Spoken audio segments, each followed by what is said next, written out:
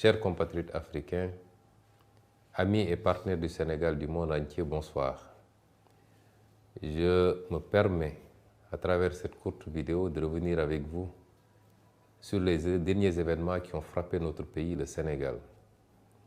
et qui ont fini de révéler ou de confirmer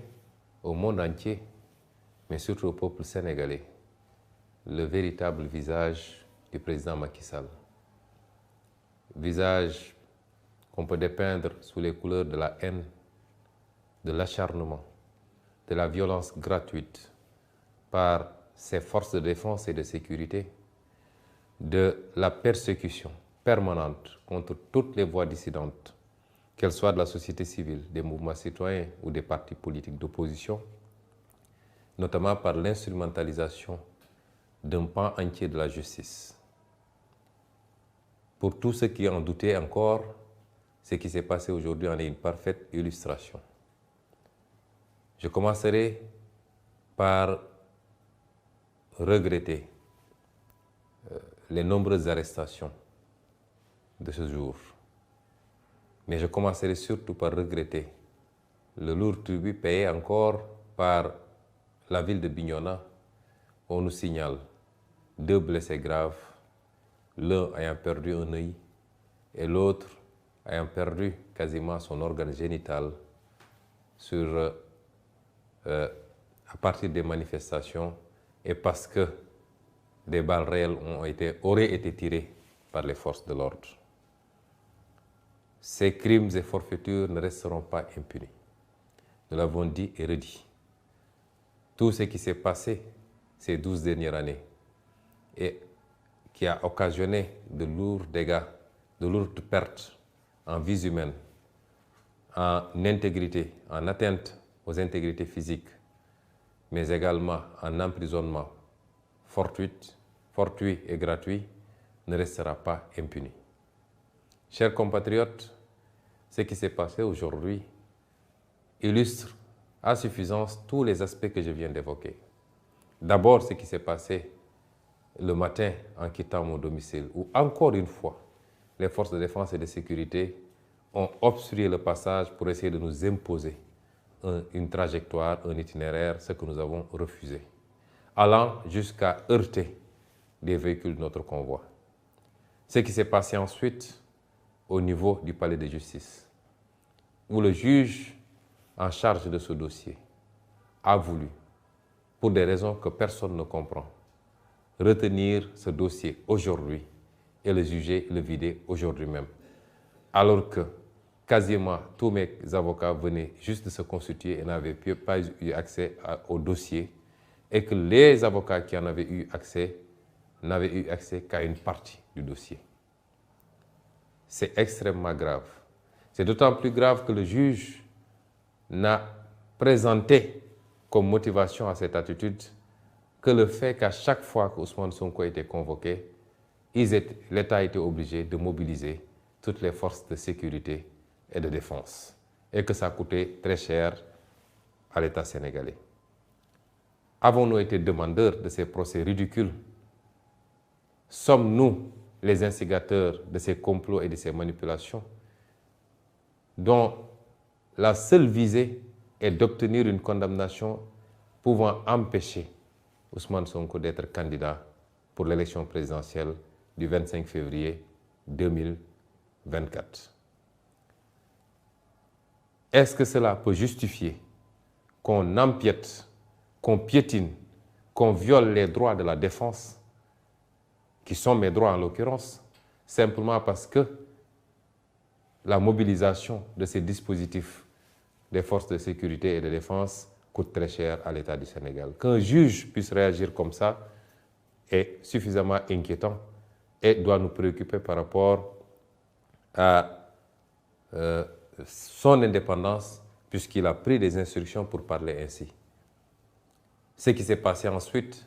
à la fin de cette audience, puisque n'eût été l'insistance, j'allais dire même la résistance des excellents avocats qui se sont constitués pour notre défense, que je remercie au passage. Énormément d'avocats sont constitués aujourd'hui. Aucun de ces avocats ne nous a demandé d'honoraires pour défendre notre cause. Je les remercie,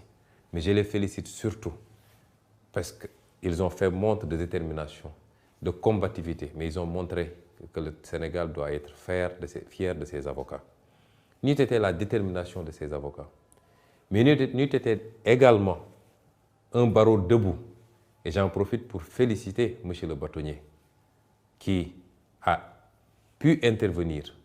pour insister sur le fait que les droits de la défense sont sacrés dans un procès et que rien ne s'opposait et tout convergeait. La pratique judiciaire et tous les éléments d'un procès, tout convergeait vers un renvoi, comme le demandaient mes avocats. Nous avons vu aujourd'hui un barreau debout, un bâtonnier debout. Nous attendons de la magistrature qu'elle soit aussi debout, parce que la justice est le pilier fondamental d'une république et la première garante de la stabilité dans un pays. Une justice couchée est un danger pour l'équilibre social, politique, économique, politique, géopolitique d'un pays. Nous demandons à l'Union des magistrats, à l'ensemble des magistrats, procureurs, juges d'instruction, à revenir à la raison et à comprendre qu'ils ont un sacerdoce, c'est de servir, de juger au nom du peuple sénégalais et non pas de servir les desseins politiques du régime et du président Macky Sall.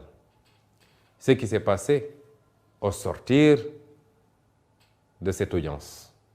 où le monde entier a pu voir toutes les entraves qui ont été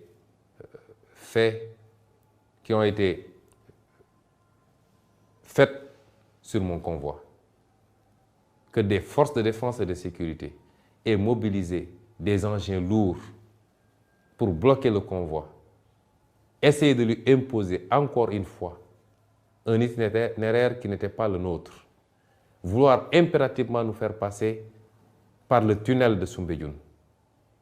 où il y avait un piège puisqu'il y avait des nervis du régime qui étaient positionnés de part et d'autre de ce tunnel,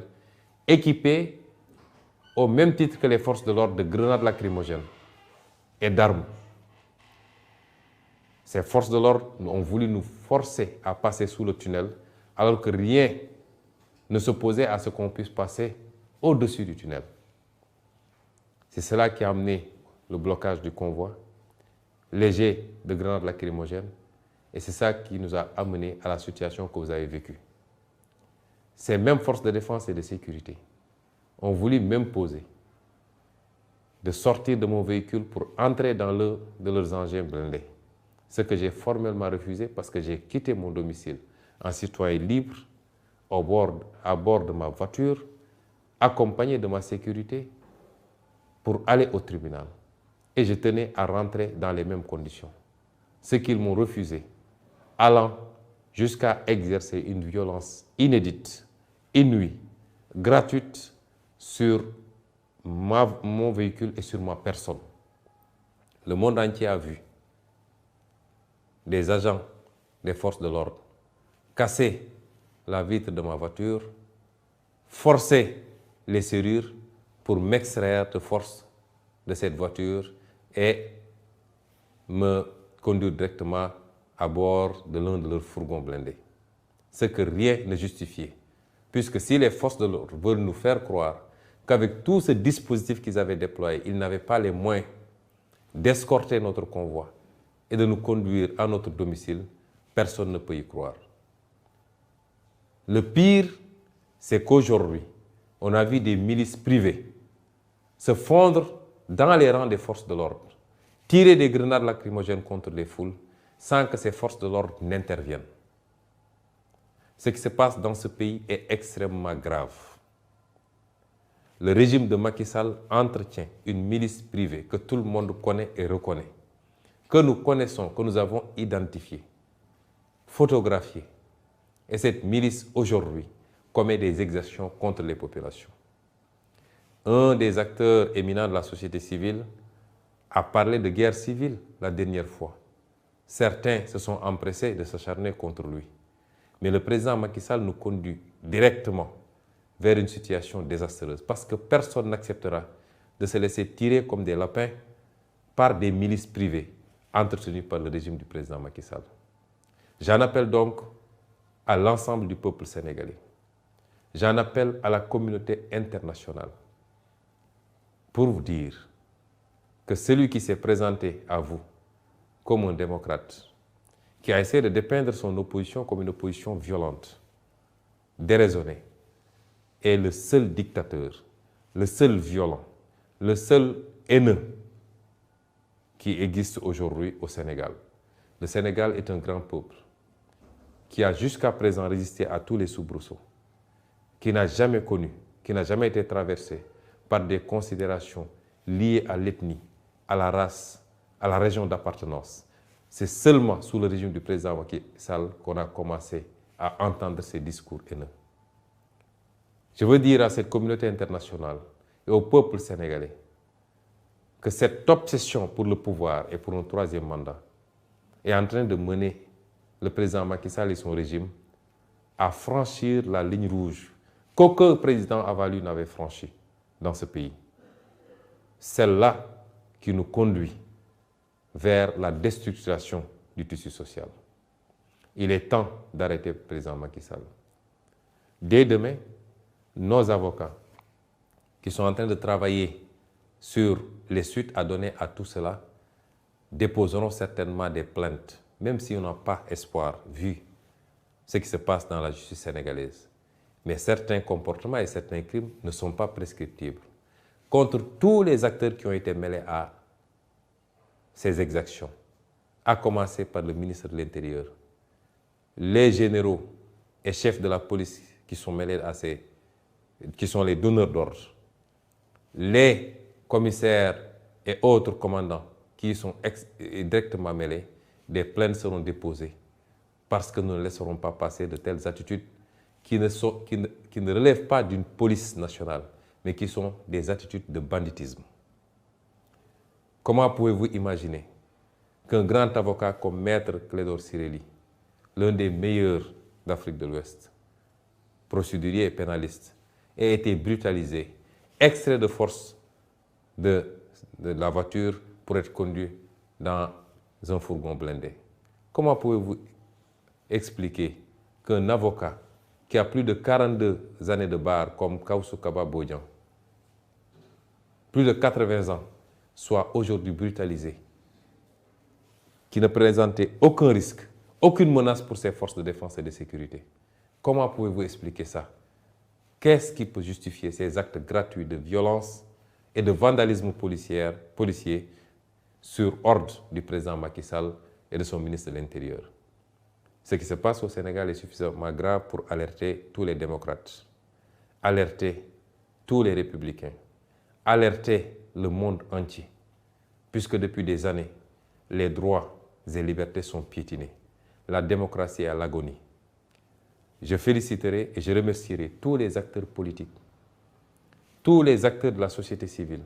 qui se sont offusqués de cette situation, parce qu'on sort carrément du cadre de la politique. Je veux dire aux Sénégalais que nous sommes en train de nous approcher dangereusement de la ligne rouge. Et celui qui n'en est pas conscient devrait prendre conscience parce qu'il est temps. Celui qui en est conscient et qui observe en spectateur doit comprendre qu'il ne sera pas épargné si cette situation parvenait à arriver à cette ligne rouge. Je voudrais également dire qu'on ne peut pas arrêter la mer avec ses bras. Ce qui inquiète le président Macky Sall et son régime, c'est qu'il est même mal à l'aise. C'est cette déferlante humaine à chaque fois que nous sortons. C'est cette popularité grandissante. Je l'ai toujours dit, ce n'est pas un mérite. Et les Sénégalais ne nous suivent pas, n'adhèrent pas à notre discours et à notre projet par rapport à notre personne. Nous avons beaucoup travaillé à faire comprendre aux Sénégalais là où nous voulons aller. Ce combat pour la souveraineté, ce combat pour la dignité recouvrée, ce combat pour la réappropriation de notre destin national, c'est ce que les Sénégalais ont compris. Et c'est pourquoi ces milliers, ces millions de jeunes sortent à chaque fois pour suivre nos convois, pour adhérer à ce projet. C'est pourquoi ces milliers d'intellectuels adhèrent à ce projet. C'est pourquoi la diaspora, dans presque sa globalité, adhère à ce projet. C'est pourquoi même les forces de défense et de sécurité,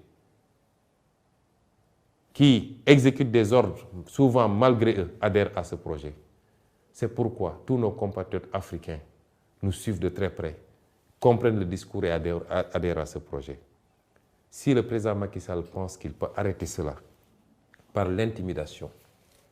par l'instrumentalisation de la justice, par la violence gratuite, il se trompe et il est temps qu'il revienne à la raison. C'est la dernière fois que je le dirai. Je veux féliciter le peuple sénégalais, féliciter cette jeunesse formidable et terminer par vous dire ce que je vous ai toujours dit. Nous ne vous décevrons jamais. Nous ne vous trahirons jamais. Ce combat est le nôtre. Vous avez droit à la même prospérité, au même progrès, au même bonheur, au même espoir que tous les peuples du monde. Nous ne vous décevrons jamais. Je terminerai enfin par souhaiter au peuple américain une bonne fête d'anniversaire. Parce qu'aujourd'hui, j'aurais dû être à l'ambassade des États-Unis, sur invitation de l'ambassadeur. Au moment où je vous parle, j'aurais dû être à cette ambassade pour célébrer avec eux, avec ce grand peuple américain, sa fête d'indépendance. Je suis, malgré moi, sous résidence surveillée, et de manière tout à fait illégale, parce qu'aucun juge n'a décerné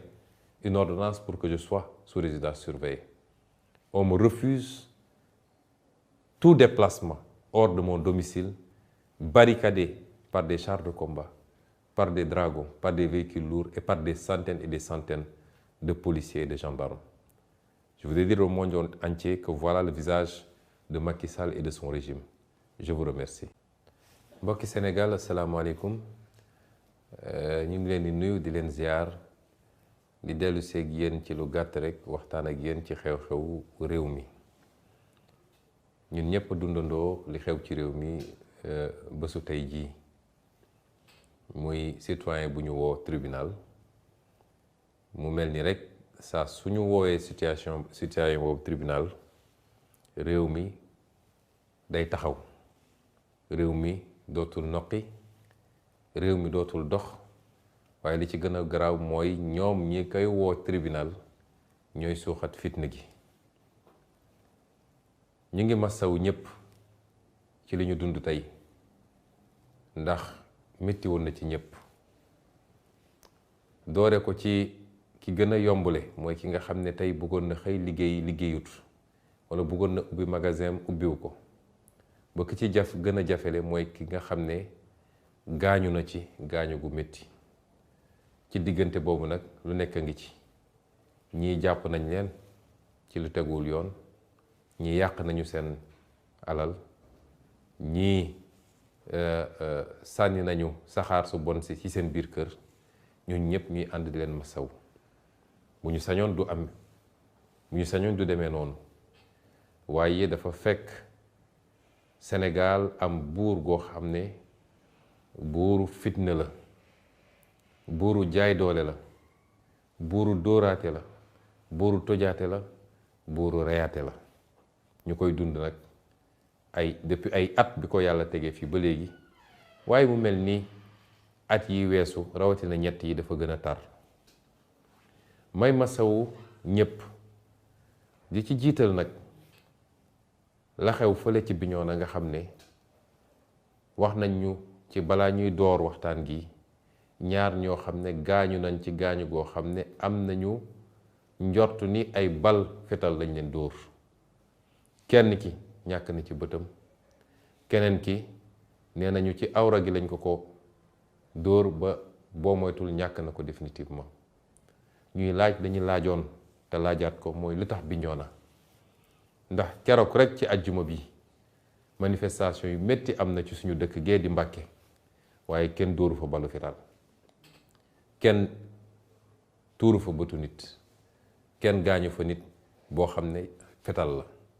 lan moo waral saa su ne bu dee foofa la ñu ne dóor nañ fa balu fetal? ñu leen di massaw di massaw seen waa kër di massaw ñëpp nag. mbokk yi li xew tey ñun ñëpp ko gisandoo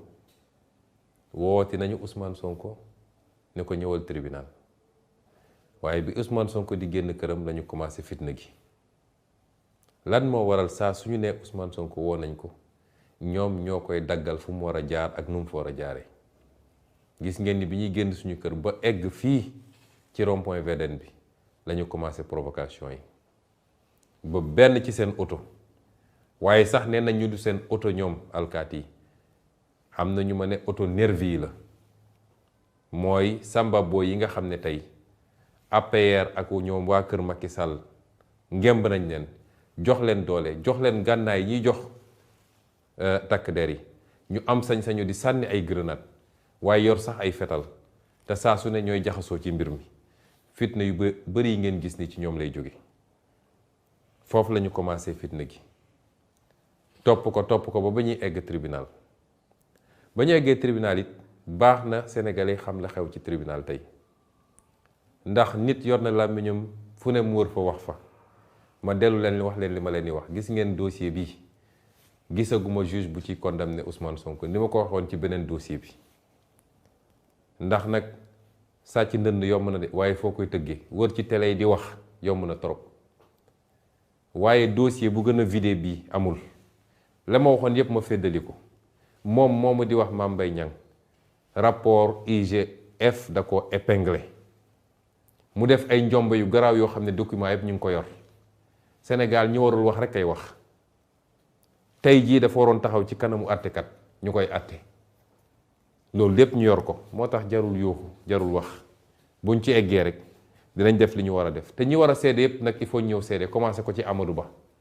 ndax moo taxaw ci assemblée nationale ne rapport bi am na ba jox nañ ko ñi ñu ko war a jox ñépp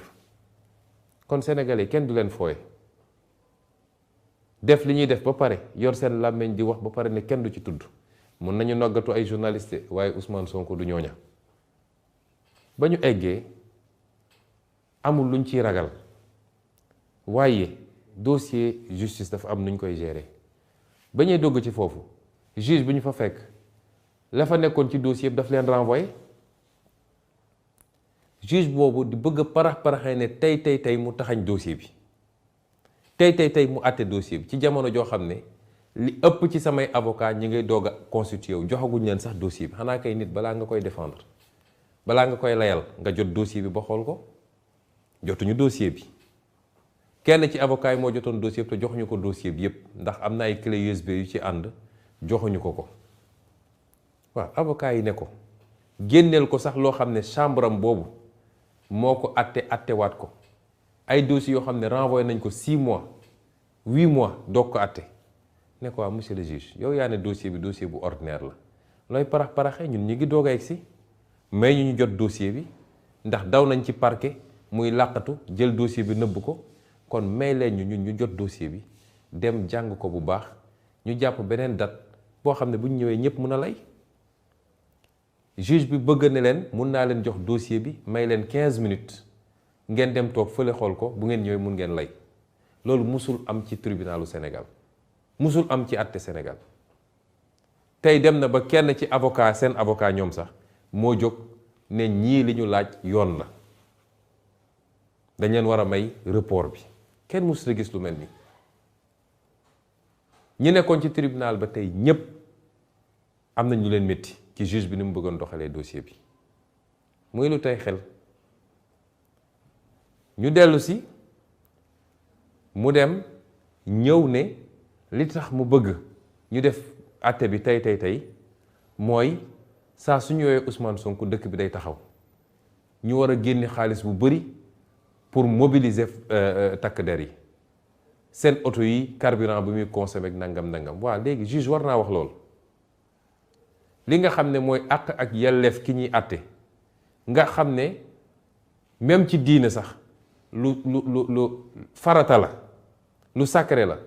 nga bugg koo jalgati parce que rek nee nga saa yu ñu woowee Ousmane Sonko la ñuy dépenser ci génne alkaat yi dafay bëri est-ce que Ousmane Sonko moo organiser procès est-ce que Ousmane Sonko moo dem def ci ay complot yu ñàkk solo pour yóbbu tribunal est-ce que Ousmane Sonko moo porté plainte suñuy droit dañ ñu ko war a respecteel bu dee dañu war a woote téeméeri yoon jaarale ko fu ñu ko war a jaarale ba atte jot ñu atte bu dee nag atte nañu ko waruñoo atte parce que bu dee Ousmane Sonko diis na si ñoom ba mënuñu ko atte lan moo leen dugal ci yëfu tappale yi kon lii moo xew tey ci tribunal bi kenn mësut a gis lu mel nii sénégalais bu ne bu xamee avocat wala mu xam professeur université wala mu xam magistrat na ko laaj ndax lii yoon la tey bu dul woon xarañte bi nga xam ne suñuy avocat am na ko ma leen di gërëm nag bu baax ndax bari nañu trop ñu ñëw constitué wu tey nekk suñuy avocat te ñu ci bari xaw ma leen musuma leen gis te amul kenn koo xam ne mu ma ciy laaj fukki dërëm te loolu yàgg na avocat yi yépp ànd ak man fayeekuñ ma xaalis te suba ngoon ñi ngi taxaw ndax gëm ni dëgg waruñu koo néewal doole ba tappale tegu ci kawam ma leen di gërëm ñoom ñëpp tey ci seen taxawaay waaye taxawaay yi ñu taxaw depuis boobu waaye tey su dul woon bâtonnier de l'ordre des avocats ñu koy féliciter di féliciter le bâtonnat parce que tey wane nañ ni acteur justice yëpp jébbaluwuñu ci Macky Sall acteur justice yëpp fàttewuñu lan la ñu waatoon biñ leen di solal seen gradu acteur justice ndax justice tam dañ ciy wax magistrat waaye yemul ci magistrat ëpp ci solo man dama jàpp ni di ëpp solo ci justice sax mooy avocat ndax mooy tax ki ñu néewal doole am ku ko défendre tey wane nañ ni pàcc boobu nga xam ne pàcc bu am solo la ci justice ba léegi mi ngi taxaw mu war a delloo yaakaar ci citoyen bi mu war a doon nag leçon pour attekat yi magistrat yi ñu delloo seen bopp seen xel ci yàlla fàttali ni dañoo prêter serment bi ñuy prêter serment dañu ne ñun dinañu atte ci turu askanu Sénégal du Macky Sall du gouvernement am du 3e mandat am atte warul tënku ci agenda wu politique mooy nu ñuy gaawantoo dossier ba kii du mën a nekk candidat may woowaat suñu mbokk magistrat yi ndax suñuy mbokk lañu kenn ku nekk ci ñun ci sa famille am nga ci frère wala sœur wala cousin wala xarit wala koo jàngandal koo xam ne tey magistrat la delloo si leen seen xel ci yàlla mu war leen doon yéen ñiy taal réew mi yéen a war a njëkk a doon ñuy saytu ak ñiy garantir stabilité ci réew mi dal ak tekk ci réew mi carrière warul jar yenn yi luñ lay buxumal ci suuf warul jar yenn yi lii tey am war na leen yey ngeen xam ni yéen a war a dalal réew mi kon li xew tey ci tribunal bi lu doy waar la waaye yemul foofu jóge nañ ci loolu génn di ñibbi tranquillement waaw nun li ñu boole askan wi du suñu mérite yàllaa ko def yàllaa def cofeel suñu diggante ak askan wi bu ñuy génn xale yi topp suñu gannaaw di daw la nit ñi di gis waaye immeuble boo romb ku fay liggéey ak ku fa dëkk ak góor ak jigéen ak mag ak ndaw ñépp a ngi taxaw ci balcon yi ñu ngi ciy sant yàlla loolu sas la soññ la bu Sénégalais yi sas ñu moo tax ma leen di wax duñ leen mus a décevoir duñ leen toog mukk ba ne am nañu gàcce ci Ousmane Sonko ak ñi mu ànd ak parce que lii ñu sumb nii ñun jaamu yàlla lañ ko jàppee politique gu ñu de soxlawuñu 15 salaire sax soxlawuñ ko ci li ñuy def nii la ñu bëgg mooy réew mi baax ba faw ba suñuy doom dund ci Sénégal gu gën gii ñuy dund ñun loolu rekk ñu tax a jóg ci politique waaye utuñu ci leneen du tur du ndomb tànk du alal kon bu ñu jógee foofu ay nit ñu bari bàyyi seen yitte ànd ak ñun mais loolu du guléet ci Sénégal daan nañ fi woo acteur politique ci Ablaye Wade ba ci Idrissa Seck ba ci moom mi nekk président de la République nit ñi génnee fu ne gunge ko ba tribunal gungewaat ko mu ñibbi lu fi jar a xuloo ak xeex ak dóor ay grenades ngeen gis provocation yi am tey bi ñuy ñibbi ba bi ñuy egg ci Soumbédioune ñu ne ñu faw rek ñu jaar ci suufu tunnel Soumbédioune bi ñu ne leen duñ fa jaar duñu fa jaar parce que ndëgg sërëxal bi ñu fa tegoon am ay nervi yoo xam ne nervi yu APR la ñépp xam nañ leen yor ay gànnaay yi gànnaayu alkaati yor ay grenade lacrymogène yor ay fital ak lépp taxaw foofu di sànni seeni grenade ñu ne ma man forcé ma jaar foofu ñu ne leen duñ fa jaar ci kaw la ñuy jaar xanaa kay kuy dem ñibbi këram mun nga ko bàyyi mu seet fu dal xelam mu jaar foofu ñu ne forcé ñu jaar foofu ci la ñu bloqué suñu convoi bloqué ko ba mu yàgg bi ñu ñëwee ñoom ñëpp GIGN BIP policier gendarme ñëpp ñëw taxaw ne ñoom ñoo garantir suñu sécurité la mu leen njëkk a wax mooy dem leen ngeen jàppi ñii nga xam ne ay nervi lañu loolu mooy seen liggéey lu ko may nag bàyyi leen ñu jaar fi ñu war a jaar ñu ne dee rek foo ñu jaar ci canal bi te gis ngeen ni bi ñu demee ba ma bañ fitna ñi ma àndal ñépp ne du demee noonu may leen nañu jaar ci suufu canal bi lu fa am ñooma waaye bi ñu duggee ci canal balaa ñuy génn gis ngeen canal bi fees dell ak grenade lacrymogène ku fa amoon asma mënoon nga fa faatu kon piège bu ñu tegoon la ba pare pour bëgg ñoo lor ak bëgg a lor ñi ñu ànd ak est-ce que tey ay alkaati loolu seen rôle la noonu ñu naxante ba génn ci canal bi xanaa kay léegi war nga ñoo mën a bàyyi ñu dem ñu bloqué suñu convoi ne faw ma génn sama oto man dugg seen oto ñoom may leen du ma ko def nag du ma ko def parce que bi may jóge sama kër sama oto laa dugg ànd ak sama sécurité sama chauffeur dawal ma ñëw ba fi tribunal kon war naa mën a dellu ci sama oto bi ba egg sama kër ñu ne loolu du am xëccoog ñun xiroog ngaayoo ba àdduna yëpp gis loo xam ne ñépp xam nañ ni violation weesuwul loolu mooy alkaati yu yor ay xeer ñëw toj sama vitre oto ne faw ñu génne ma forcé ci oto bi dugal ma ñoom seeni véhicule blindé loolu lan moo ko mën a justifier lan moo mën a justifier avocat bu mel ni Clédor Ciré Ly nga xam ne mag la di ñi gën a nekk kàngam ci li muy liggéey moom nga xëcc ko forcé dugal ko ci sa fourgon lan moo mën a justifier maître Kawsu Bodian nga xam ne ci ñi gën a am expérience ci baro bi la am lu ëpp 40 ans en tant qu'avocat ay atam weesu juróom-ñetti fukki at nga toj vitre oto bi mu nekk forcé ko ne ko tey di nga génn lan moo ko mën a justifier lii mooy xar kanamu Macky Sall waaye li gën a garaaw ma koy wax sénégalais yi Macky Sall dafa am ay milices xam nañ leen xàmme nañ leen xam nañ fu ñu leen entraîné xam nañ li ñu leen jox yor nañu seeni photo milices yooyu njombe yu am ñaare ci manifestation yi ñoom la ñuy yóbbu Casamance te Doudou Ka moo leen di yóbbu ñu yor ay fetal di tiire ci kaw xale yi milices yooyu duñ leen continuer seetaan ci lii keroog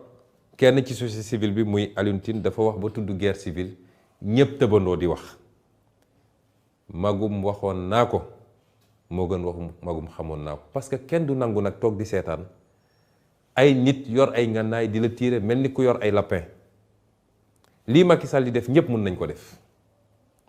nañu téye loxoom wax ak moom balaa muy ëpp parce que réew mi ñoo ko bokk dégg naa leen ñoom waa APR ñu naan dañuy jubilé ñoom xam nañ ni su doon ñun ak ñoom rek ci réew mi ndax làqatu ci gannaaw ay takk der say milice làqatu ci gannaaw takk der yi ñu leen di gis te kenn ñemewu leen jàpp parce que instruction bu ñu jot la ñoom ne leen bu leen teg loxo ci ñooña loolu du njàmbarte dëgg mooy bis bu ngeen amee fit ba ne yéenay jóg jàkkaarloog patriotes yi nekk ci Sénégal yàlla bu ñu mus a egg ci loolu ndax bi ñu eggee ci mois de mars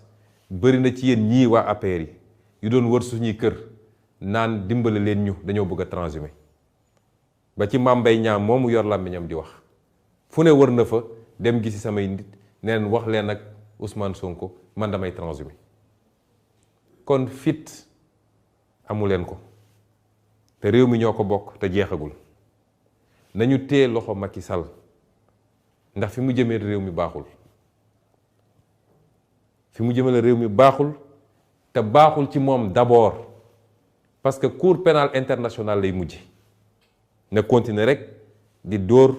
di rey ak di tëj ba tax nag lii am tey garaaw na gravité boo xam ne suñuy avocat bu soobee yàlla ci fan yi dina am loo xam ne dinañ ko jébbal justice donte amuñu ci yaakaar ndax li ñuy paraxee naan dañoo bëgg a àtte Ousmane Sonko man déposé naa lu mat juróom-ñeenti plainte yoo xam ne 2017 ba léegi justice traité wu ci benn juróom-ñeenti plainte te tey bu kenn déposé woon plainte tey suba ñu ne ñu ngay woo Ousmane Sonko loolu ban justice la waaye comme lii ñu def nii dafa li loo xam ne dara mënu koo far yàgg-yàgg dinañ ko layoo moo tax samay avocat woo ma ne ma lii mënuñoo bàyyi mu jàll dañ déposer plainte ma jox leen ci sama ndigal kon sénégalais sénégalaise réew mi ñoo ko bokk Macky Sall moom mu ko donn ko fii la ko fekk fii la koy ba bu ñu nangu Macky Sall féewale ñu bu ñu nangu mu yàq réew mi doog a dem bu ñu nangu mu jaxase nit ñi ci ay xeet wala ay région wala ay waaso waaye bu ñu nangu lañu def ñoom ci seeni njombe tax ñu tiit ba tax ñu bëgg ñoo forcer ni dinañu def 3e mandat wala ñu bëgg ñoo forcer ni ñoom dinañu tànn kan moo war a nekk candidat ak ku warul nekk Sénégalais yi ñoom dong ñooy tànn bu jotee moo taxit ñu ngi leen di masawu waaye ñu ngi leen di gën a soññ bëri na Sénégalais yu ñuy woo wala ñuy bind ñii di joxe ay ñaan ak ay dog lu baax la ñii di wax seen ñeewante ci ñun lu baax la waaye fi ñu toll soxlawuñu yërëmande ñaan it ñaan nañu waaye yàlla bay sa tool li ma bëgg a wax patriote ak patriote yi li ma bëgg a wax patriote ak sympathisant yi li ma bëgg a wax sénégalais yépp nekkuñu ci jamono xonqali bët man mii di Ndeye Mbil mi mus leen ma gis ma xonqal bët nekkuñu ci jamono ragal ndax man mii di Ndeye Mbil mi ragaluma jamono takk suñu ndigg jàkkaarloog Macky Sall won ko ni lu ko mbir mi jaral nañu lu ko ëpp jamono jooju lañ toll man ay nit yu dogu laa soxla ay nit yu am fit laa soxla ay nit yoo xam ne Sénégal jaral na leen ko laa soxla parce que suñuy doom ak suñuy sët mérité nañu loolu waaye ndaw ñi am yaakaar mérité nañu loolu lii nag ngeen gis du yoon ndax jamono ji waxtu wi ma nekk ak yéen moom moo waroon fekk ambassade du États-Unis ñuy feete tey seen anniversaire indépendance invité woon ma ci ni ñu invité ñu bari ci ay kilifa waaye gis ngeen ni dañ ma def résidence surveillée mooy awma sañ-sañu génn sama kër awma sañ-sañu dawal sama oto dem